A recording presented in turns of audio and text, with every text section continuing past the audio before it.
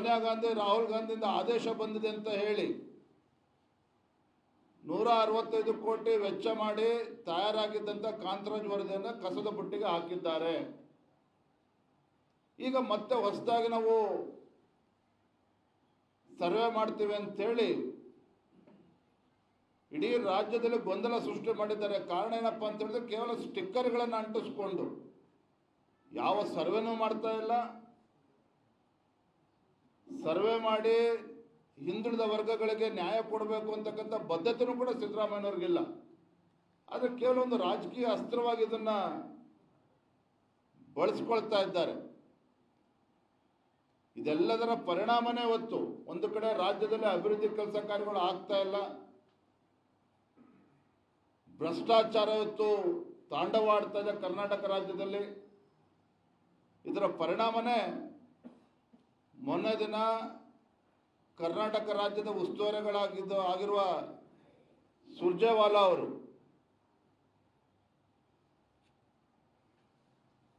ಕರ್ನಾಟಕಕ್ಕೆ ಬಂದು ಬೆಂಗಳೂರಿನಲ್ಲಿ ಕೂತ್ಕೊಂಡು ಶಾಸಕರ ಅಭಿಪ್ರಾಯಗಳನ್ನು ಪಡೆದುಕೊಳ್ತೇನೆ ಅಂತ ಹೇಳಿ ಮುಖ್ಯಮಂತ್ರಿಗಳ ರಾಜೀನಾಮೆಯನ್ನು ಪಡೆದುಕೊಳ್ಳೋದಕ್ಕೆ ಒಂದು ಭೂಮಿಕೆಯನ್ನು ಈಗಾಗಲೇ ಸಜ್ಜು ಮಾಡಿದ್ದಾರೆ ಸುರ್ಜೇವಾಲಾರವರು. ಅಷ್ಟೇ ಅಲ್ಲ, ಇವತ್ತು ಪತ್ರಿಕೆ ನೋಡ್ತಾ ಇದ್ವಿ, ಸಿದ್ದರಾಮಯ್ಯ ಅವರನ್ನ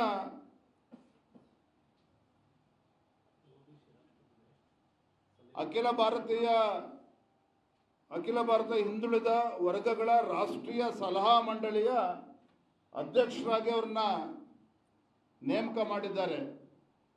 ಅಂದರೆ ಮುಖ್ಯಮಂತ್ರಿಗಳನ್ನ ಸಿದ್ದರಾಮಯ್ಯನವರ ರಾಜೀನಾಮೆಯನ್ನು ಪಡೆದುಕೊಂಡು ದೆಹಲಿಗೆ ಟ್ರಾನ್ಸ್ಫರ್ ಮಾಡೋದಕ್ಕೆ, ವರ್ಗಾವಣೆ ಮಾಡೋದಕ್ಕೆ ಈಗಾಗಲೇ ಆದೇಶವನ್ನು ಕೂಡ ದೆಹಲಿಯಲ್ಲಿ ಕೂತು ಮಾಡಿದ್ದಾರೆ. ಯಾವ ಸಿದ್ದರಾಮಯ್ಯನವರು ಅಹಿಂದ ಹೆಸರು ಹೇಳಿಕೊಂಡು ರಾಜ್ಯದಲ್ಲಿ ಅಧಿಕಾರದ ಚುಕ್ಕಾಣಿ ಹಿಡಿದು ಅದೇ ಅಹಿಂದ ಸಮುದಾಯಗಳು ಅಲ್ಪಸಂಖ್ಯಾತರನ್ನ ಓಲೈಕೆ ಮಾಡೋದು ಬಿಟ್ಟರೆ ಎಲ್ಲ ಹಿಂದುಳಿದ ಸಮುದಾಯಗಳನ್ನು ಸಂಪೂರ್ಣವಾಗಿ ಮಾತಿರ್ತಕ್ಕಂಥ ಸಿದ್ದರಾಮಯ್ಯನವರು ಇವತ್ತು ರಾಷ್ಟ್ರ ಮಟ್ಟದಲ್ಲಿ ಇವತ್ತು OBC ಇದಕ್ಕೆ ಅದನ್ನು ಅಧ್ಯಕ್ಷರಾಗಿತ್ತು ಕಾಂಗ್ರೆಸ್ ಪಕ್ಷದಲ್ಲಿ ಘೋಷಣೆ ಮಾಡಿದ್ದಾರೆ ಅಂತ ಹೇಳಿದ್ರೆ ಮುಖ್ಯಮಂತ್ರಿಗಳ ಸಿದ್ದರಾಮಯ್ಯನವರ ಸ್ಥಾನ ಪಲ್ಲಟ ಆಗ್ತಕ್ಕಂಥದ್ದು ನಿಶ್ಚಿತ. ಅದನ್ನು ಯಾರೂ ಕೂಡ ತಡೆಯೋದಕ್ಕೆ ಸಾಧ್ಯ ಇಲ್ಲ. ಸಿದ್ದರಾಮಯ್ಯನವರು ಅತಿ ಶೀಘ್ರದಲ್ಲೇ ಮುಖ್ಯಮಂತ್ರಿ ಸ್ಥಾನಕ್ಕೆ ರಾಜೀನಾಮೆ ಕೊಡ್ತಕ್ಕಂಥದ್ರಲ್ಲಿ ಯಾವುದೇ ವ್ಯತ್ಯಾಸ ಆಗೋದಕ್ಕೆ ಸಾಧ್ಯ ಇಲ್ಲ. ಈಗಾಗಲೇ ಪೈಪೋಟಿ ಕಾಂಗ್ರೆಸ್ ಪಕ್ಷದಲ್ಲಿ ಜೋರಾಗಿ ನಡೀತಾ ಇದೆ. ಇದರ ಪರಿಣಾಮನೇ ಮೊನ್ನೆ ರಾಮನಗರ ಕ್ಷೇತ್ರದ ಶಾಸಕರು, ಕಾಂಗ್ರೆಸ್ ಪಕ್ಷದ ಶಾಸಕರು, DK ಶಿವಕುಮಾರ್ ಜೊತೆ 100 ಶಾಸಕರು ಬೆಂಬಲ ಇದೆ ಅಂತೇಳಿ ಸಿದ್ದರಾಮಯ್ಯನವ್ರಿಗೆ ಶಾಸಕರ ಮೇಲೆ ವಿಶ್ವಾಸ ಹೋಗಿದೆ ಅಥವಾ ಕಾಂಗ್ರೆಸ್ ಶಾಸಕರಿಗೆ ಸಿದ್ದರಾಮಯ್ಯನವ್ರ ಮೇಲೆ ವಿಶ್ವಾಸ ಹೋಗಿದೆ ಅನ್ನೋದನ್ನು ಸ್ಪಷ್ಟವಾಗಿ ಹೇಳಿದ್ದಾರೆ. BR ಪಾಟೀಲ್ ಅವರಂತೂ ಒಂದು ಹೆಜ್ಜೆ ಮುಂದೋಗಿ ಹೇಳಿದ್ದಾರೆ, ಸಿದ್ದರಾಮಯ್ಯನವರು ಲಾಟ್ರಿ ಮುಖ್ಯಮಂತ್ರಿಗಳು, ಅದೃಷ್ಟದ ಮುಖ್ಯಮಂತ್ರಿಗಳು ಅಂತೇಳಿ ಅವರು ಕೂಡ ಘೋಷಣೆ ಮಾಡಿದ್ದಾರೆ. ಸೊ ಒಟ್ಟಾರೆಯಾಗಿ ತಾತ್ಪರ್ಯ ಏನಪ್ಪ ಅಂತ ಹೇಳಿದ್ರೆ ದೇವರಾಜ ಅರಸರವರ ದಾಖಲೆಯನ್ನ ಮುರಿಬೇಕು ಅಂತೇಳಿ ಕನಸು ಕಾಣ್ತಾ ಇರ್ತಕ್ಕಂಥ ಸಿದ್ದರಾಮಯ್ಯನವರು ಅತಿ ಶೀಘ್ರದಲ್ಲೇ ಮುಖ್ಯಮಂತ್ರಿ ಸ್ಥಾನಕ್ಕೂ ಕೂಡ ರಾಜೀನಾಮೆ ಕೊಡ್ತಕ್ಕಂಥದ್ದು ನಿಶ್ಚಿತ. ಅದನ್ನು ಯಾರೂ ಕೂಡ ತಡೆಯೋದಕ್ಕೆ ಸಾಧ್ಯ ಇಲ್ಲ ಅನ್ನೋದನ್ನ ನಾನು ಈ ಸಂದರ್ಭ ಹೇಳೋದಕ್ಕೆ ಇಚ್ಛಪಡ್ತೇನೆ.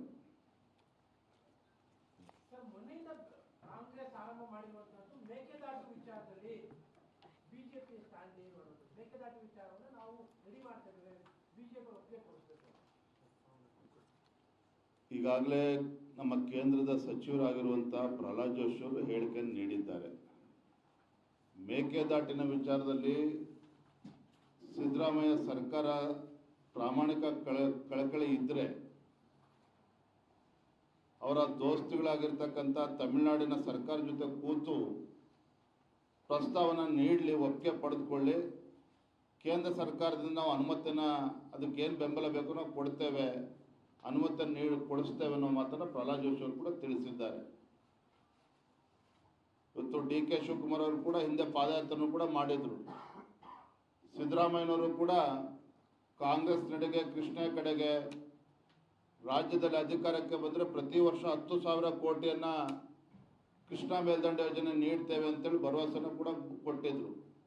ಆದರೆ ಸರ್ಕಾರ ಬಂದು 2 ವರ್ಷಗಳಾದರೂ ಸಹ 2,000 ಕೋಟಿನೂ ಕೂಡ ಕೊಡೋದಕ್ಕೆ ಸಾಧ್ಯ ಆಗಿಲ್ಲ. ಹಾಗಾಗಿ ಸಿದ್ದರಾಮಯ್ಯ ನೇತೃತ್ವದ ಕಾಂಗ್ರೆಸ್ ಸರ್ಕಾರ ಕೇವಲ ರಾಜಕಾರಣ ಮಾಡ್ತಿದೆ ಹೊರತು ನೀರಾವರಿ ವಿಚಾರದಲ್ಲಿ ಯಾವುದೊಂದು ಪ್ರಾಮಾಣಿಕ ಕಳಕಳಿ ಆಗಲಿ ಬದ್ಧತೆ ಆಗಲಿ ಯಾವತ್ತೂ ಕೂಡ ಪ್ರದರ್ಶನ ಅವ್ರು ಮಾಡಿಲ್ಲ.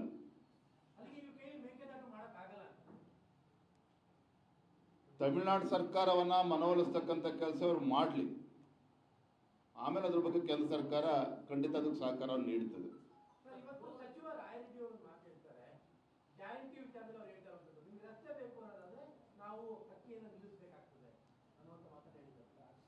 ಅಕ್ಕಿ ಬೇಡ ಅಂತೇಳಿ ಎಲ್ಲ ಬೇಡ ಅಂತ ಹೇಳಿ ಅವಾಗ ರಸ್ತೆ ಮಾಡ್ಕೊಡ್ತೀವಿ ಅಂತ ಹೇಳಿದ್ರು ನೇರವಾಗಿ.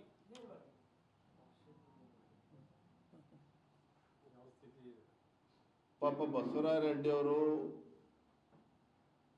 ರಾಜ್ಯದ ಹಣಕಾಸಿನ ಪರಿಸ್ಥಿತಿಯ ಬಗ್ಗೆ ವಾಸ್ತವಿಕ ಸತ್ಯವನ್ನು ತೆರೆದು ಇಟ್ಟಿದ್ದಾರೆ. ಮುಖ್ಯಮಂತ್ರಿಗಳ ಅವರ ಸಲಹೆಗಾರರು ಕೂಡ ಹೌದವರು, ಆರ್ಥಿಕ ಸಲಹೆಗಾರರು. ಅಂದರೆ ಆರ್ಥಿಕ ಪರಿಸ್ಥಿತಿಯ ಬಗ್ಗೆ ಅವ್ರಿಗೆ ಹೆಚ್ಚು ಮಾಹಿತಿ ಇದೆ. ಸರ್ಕಾರಿ ನೌಕರರಿಗೆ ಸಂಬಳವನ್ನು ಕೂಡ ಸರಿಯಾದ ಸಮಯಕ್ಕೆ ಕೊಡೋದಕ್ಕೆ ರಾಜ್ಯ ಸರ್ಕಾರದ ಕಡೆಯಿಂದ ಆಗ್ತಾ ಇಲ್ಲ. ಇವತ್ತು ಬಸವರಾಜ ರೆಡ್ಡಿ ಅಂತವರು ರಸ್ತೆಗಳಾಗಬೇಕು, ಅಭಿವೃದ್ಧಿ ಕೆಲಸ ಕಾರ್ಯಗಳಾಗಬೇಕು ಅಂತ ಹೇಳಿದ್ರೆ ಗ್ಯಾರಂಟಿಗಳನ್ನು ಬಿಡಿ ಅಂತ ಹೇಳ್ತಾರೆ ಅಂತ ಹೇಳಿದ್ರೆ ಅಹಂಕಾರದ ಮಾತು. ಗ್ಯಾರಂಟಿಗಳ ಹೆಸರು ಹೇಳಿಕೊಂಡು ಅಧಿಕಾರಕ್ಕೆ ಬಂದಿರತಕ್ಕಂಥ ಸಿದ್ದರಾಮಯ್ಯ ಸರ್ಕಾರ ಅವರ ಆರ್ಥಿಕ ಸಲಹೆಗಾರರ ಮುಖೇನ ಇದನ್ನು ರಾಜ್ಯದ ಜನರಿಗೆ ತಿಳಿಸ್ತಕ್ಕಂಥ ಕೆಲಸನ ಅವ್ರು ಮಾಡ್ತಾ ಇದ್ದಾರೆ ಸಿದ್ದರಾಮಯ್ಯನವರು. ನಾನಿವತ್ತು ಮೈಸೂರಿನಲ್ಲಿ ಇವತ್ತು ಕೂತ ಪತ್ರಿಕಾಗೋಷ್ಠಿ ಮಾಡ್ತಾ ಇದ್ದೇನೆ. ನಾನು ಸವಾಲಾಗ್ತೇನೆ ರಾಜ್ಯದ ಮುಖ್ಯಮಂತ್ರಿಗಳು ಸಿದ್ದರಾಮಯ್ಯನವರಿಗೆ. ಈ 2 ವರ್ಷದಲ್ಲಿ ಮೈಸೂರು ಜಿಲ್ಲೆಗೆ ಏನು ಕೊಡುಗೆ ಕೊಟ್ಟಿದ್ದನ್ನ ಪ್ರಶ್ನೆ ಮಾಡೋದಿಲ್ಲ, ಅದು ಬರೋದನ್ನ ಪ್ರಶ್ನೆ ಮಾಡ್ತೇನೆ. ಹಿಂದೆ 5 ವರ್ಷಗಳ ಕಾಲ ರಾಜ್ಯದ ಮುಖ್ಯಮಂತ್ರಿಗಳಾಗಿದ್ರಲ್ಲ, ಸಾಂಸ್ಕೃತಿಕ ನಗರಿ ಇವತ್ತು ಮೈಸೂರು ಚಾಮರಾಜನಗರ ಜಿಲ್ಲೆಗೆ ಅಭಿವೃದ್ಧಿಗೆ ಎಷ್ಟು ಕೋಟಿ ಅನುದಾನವನ್ನು ನೀಡಿದ್ದಾರೆ ಬಹಿರಂಗಪಡಿಸಲಿ. ಯಾವುದೇ ಅಭಿವೃದ್ಧಿಗೆ ಬಿಡುಗಾಸನ್ನು ಕೂಡ ಕೊಟ್ಟಿಲ್ಲ ಮೈಸೂರು ಈ ಭಾಗಕ್ಕೆ, ಹಳೆ ಮೈಸೂರು ಭಾಗಕ್ಕೆ ಅಭಿವೃದ್ಧಿನೂ ಇಲ್ಲ. ಜಾತಿಗಳ ಮಧ್ಯೆ ವಿಷಬೀಜನ ಬಿತ್ಕೊಂಡು ಕಾಲಹರಣವನ್ನು ಮಾಡ್ತಾ ಇದ್ದಾರೆ ಅಷ್ಟೇ ಅವರು.